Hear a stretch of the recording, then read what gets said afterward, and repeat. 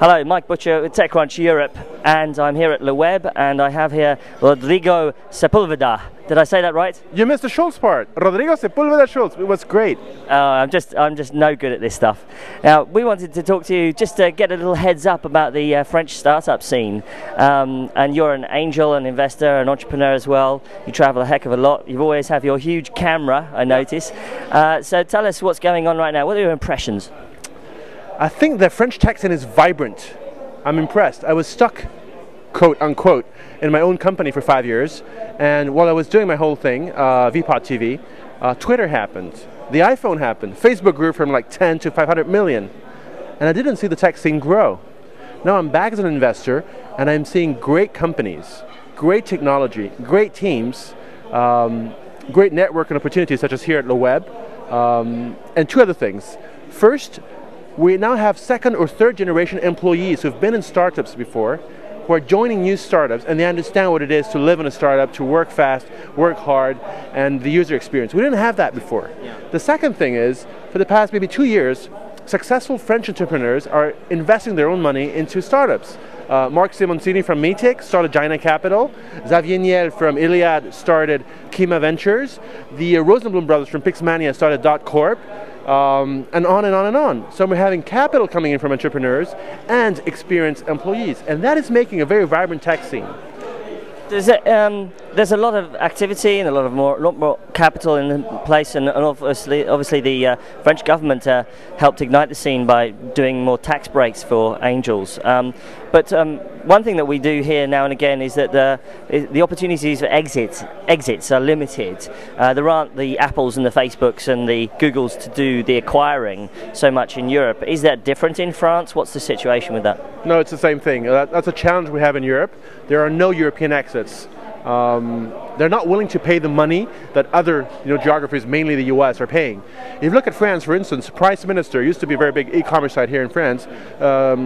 They sold themselves to Rakuten just before the summer for 200 million. We were talking to one of their investors.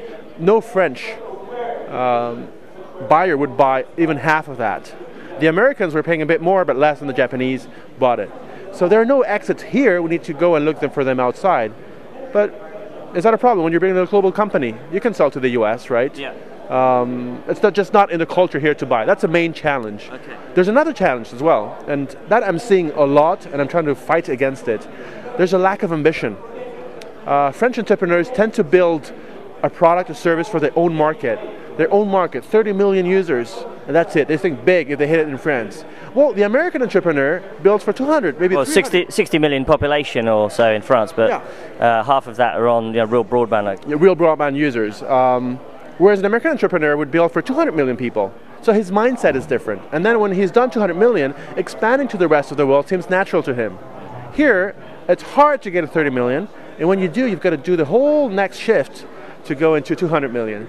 So there's a lack of ambition for playing a global company from day one out of France. That's the only problem with entrepreneurs. But is it perhaps more of an issue of a generational shift, and that companies are increasingly scaling in big markets like the US and then coming back to Europe and mopping up that way? Not really. It's a society problem. Right. The French don't reward success.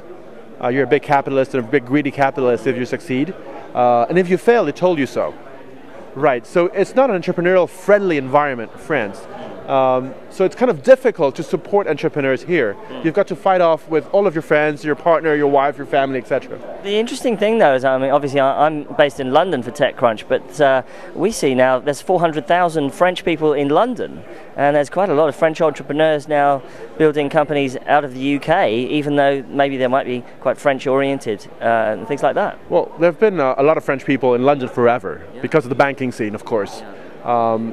But there's another thing, and you get it immediately as soon as you cross the channel, and now it's only 2.5 hours or 2:15, which is just great. When you go to London, you feel the world at your feet. And it's so different when you come back to Paris after spending 3 days in London. It's like to go to the province, the country town. We don't have a global perspective in Paris, and the French are stuck in their own environment and own mindset. When the Chinese are competing, working 6 days a week, and the Americans are competing, the French go on strike. And they defend the 35-hour week. That is not to say they're not productive.